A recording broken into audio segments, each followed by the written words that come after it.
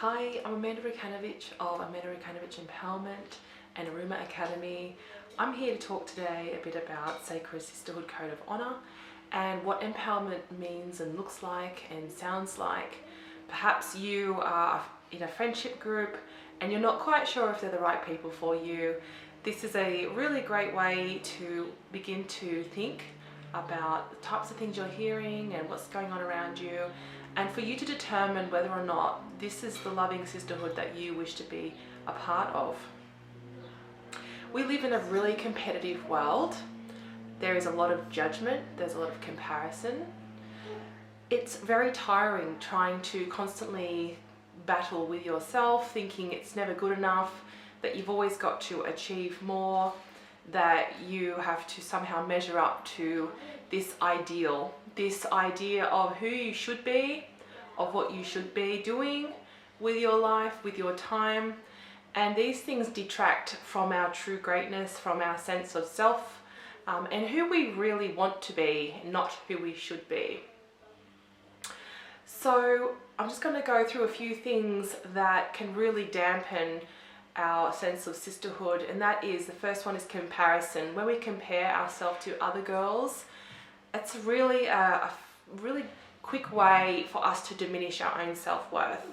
They say comparison is the thief of joy, for good reason. As soon as you compare yourself to somebody else, you're already saying, I'm not good enough.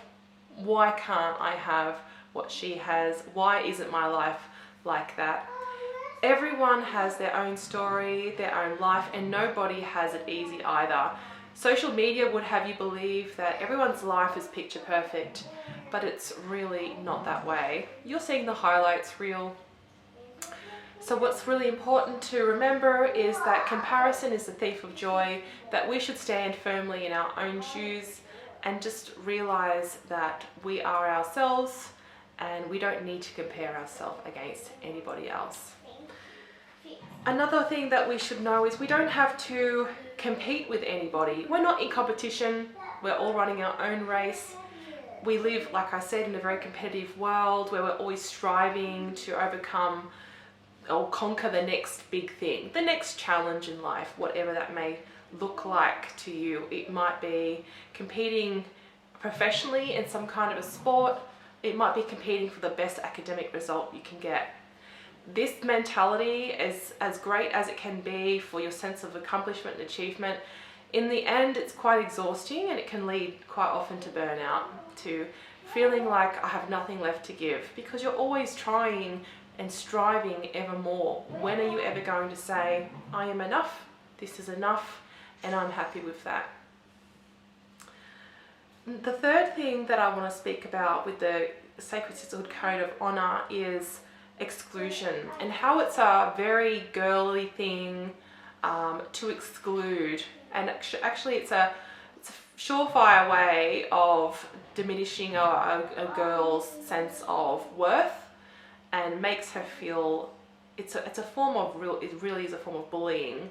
Belonging is a very important human need, and when we deny a person's sense of belonging, that really is saying that they have no place at the table, that they don't fit in, that they're not worthy of being there.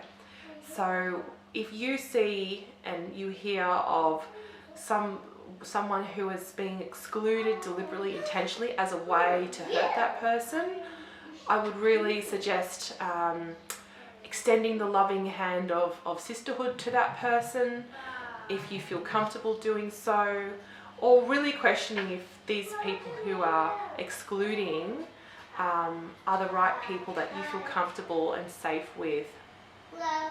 I did say, and one of the three elements that I believe which is really important in enabling a woman, particularly a woman who's going through darkness, or a girl who's going through a period of darkness, to flourish, are safety, self-connection, and free expression.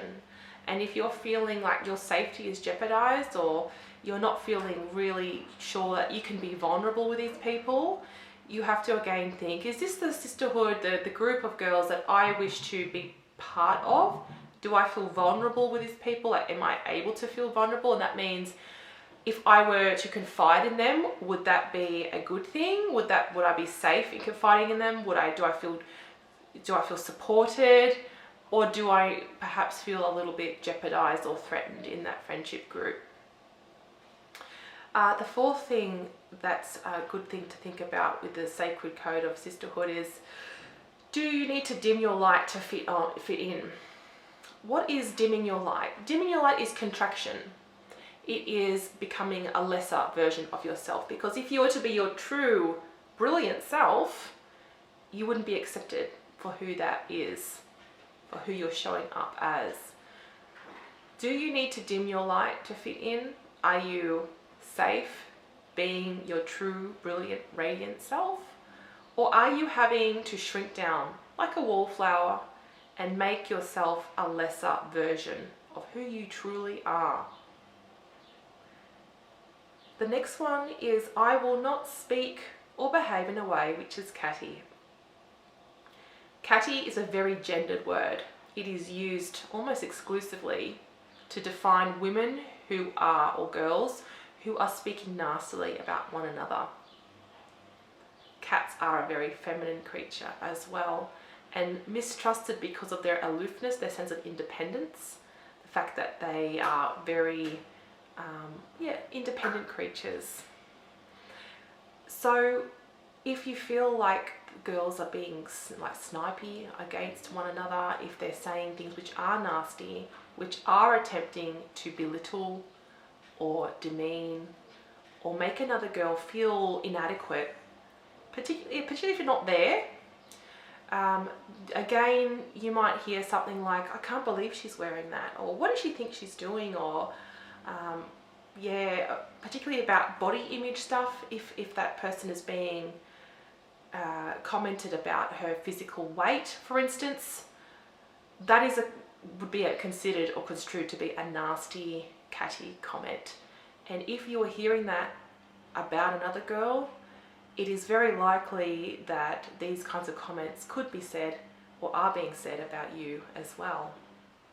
It's really important to surround yourself with girls who don't judge, and that is a pretty challenging thing sometimes, but you can find it in the right people who don't judge, people who talk about things beyond people's appearances, beyond trying to cut down. You want to surround yourself with girls who are nurturing, who are supportive and caring, and who think about bigger things, because the world's a big place and we don't need to drag people down to make ourselves feel bigger or better in it.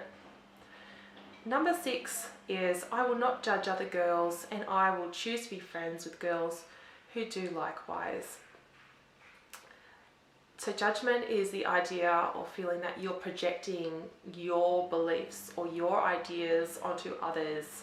You're making assumptions about them. If you are judging people, you're not going to be sending out really great vibes to them, and you're also going to be, that's pretty hard, you're being pretty hard on yourself too, I would say. If you're being judgmental, you have to again go within and think about, how are you feeling right now in your body? How are you feeling in your life? Are you feeling centered and balanced? Is there something that you feel like you're not happy with? Because as soon as we start to go into judgment, usually we're judging ourselves first, and then it directs outwards. So avoiding judgmental comments is a really positive thing, firstly, because as soon as we start to slip in that mindset, it becomes all the easier to continue. So abstaining or holding back from making judgmental comments is very empowering. And the last one is, I need not feel jealous of other girls. Everybody has their own problems and their own life story. Some of the most amazingly perfect people that you perceive on the outside have actually been through so much and have striven greatly to be where they are. But you never know. You cannot judge a person, or like you can't judge a book by its cover. So you don't need to feel jealous. Jealousy, again, also stems from a feeling of desire And that's a good thing that we can ask if we're feeling jealous of someone else, maybe questioning, what is it that I really want for myself? How can I better reach into my own heart to find out what it is, or unearth what greater desires or deeper desires exist there that I wish to manifest in my life? So these are all really good tips. I've just taken this from the Sacred Sisterhood Code of Honor here. You can find this from my website, available for download.